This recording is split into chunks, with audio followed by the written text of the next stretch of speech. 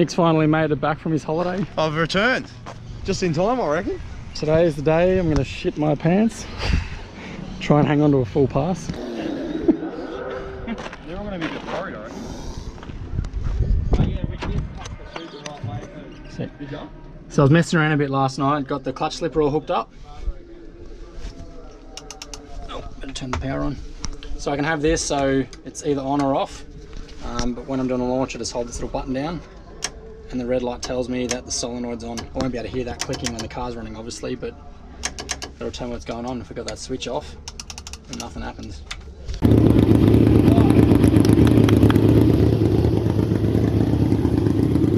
nervous, eh? Oh, yeah. Here we go. Set up. Just going to give it a bit of a practice run and see what happens.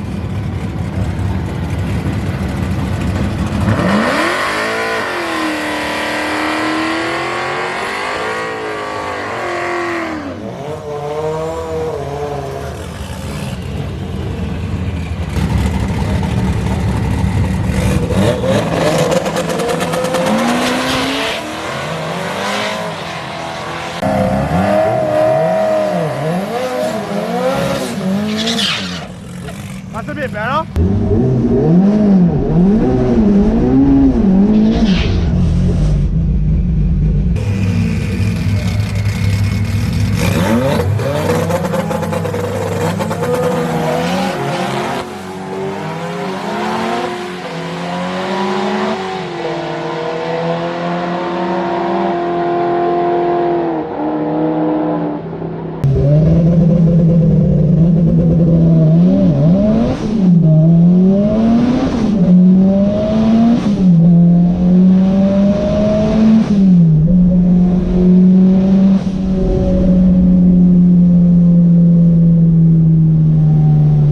Last round was pretty good. We got a buy round this time, so get to run by myself.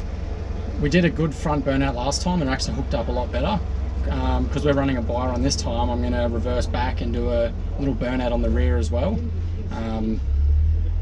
Just to eliminate any thought if there's any water left under the tyres. And yeah, this round this will be full send. We're going to give it everything. So if it drives straight, I'll keep in it, but if it gets hairy again, I'll have to back off.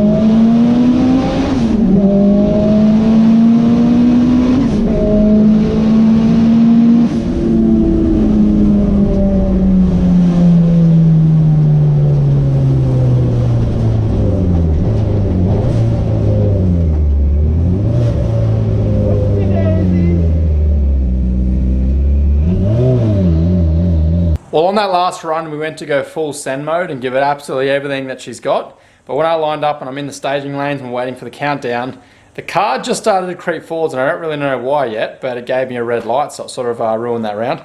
Now, if we check out the timesheet, it was a 2.8 second 60 foot. Now, I usually get anywhere between, the best I've ever got to 1.5, but I usually get between sort of 1.7 to 1.9, so we're really far behind there. But however, the half track mile an hour was 105.85. That is the fastest the car's ever gone in the half track. Usually I get about 95 to 102. That was my previous personal best, so that's really good. We ended up with 11.6 at 139. Now I think in the top of that run, when I got to nearly the top of 4th, I shifted way too early, came off boost, went into 5th, and just sort of went over the finish line. The run before, I ran 4th gear right out, and we ended up with 143 mile an hour.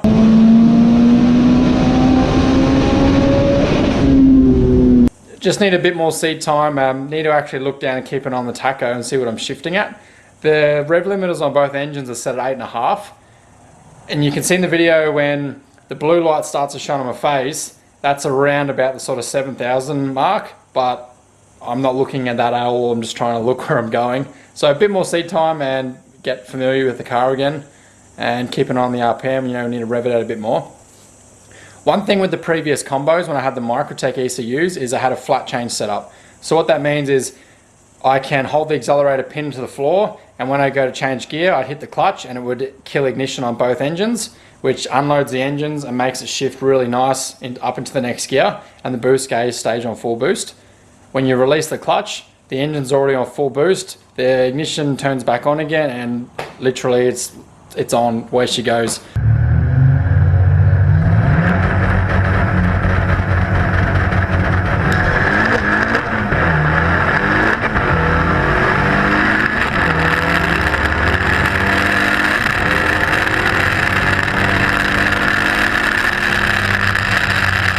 I think too, the new combo not having that set up yet, when I'm trying to up it through the gears and I hit the clutch and unload the engines, it unloads the car a bit, and I hit into the next gear, then accelerate again, and it makes the car really uneasy. So I'm really keen to get the flat change set up again in the car so we can just mash through those gears, and yeah, might help it stay a bit more stable.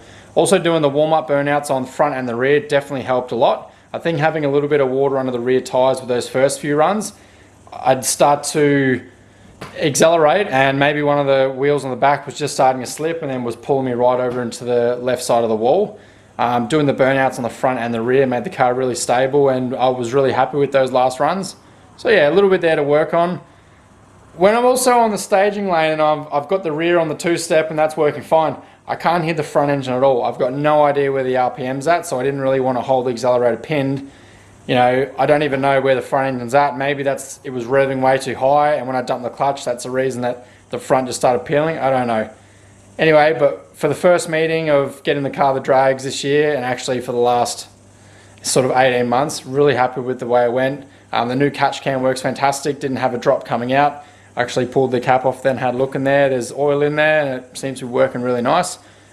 I think it's only fair we'll make another one for the rear, just one less thing to worry about. But it was great finishing a run. You'd come in, you check the fuel, quick check on the car for oil leaks, have check of the tyres, and literally we're sitting around waiting to go to the next round. So really reliable and really happy with the way the car went.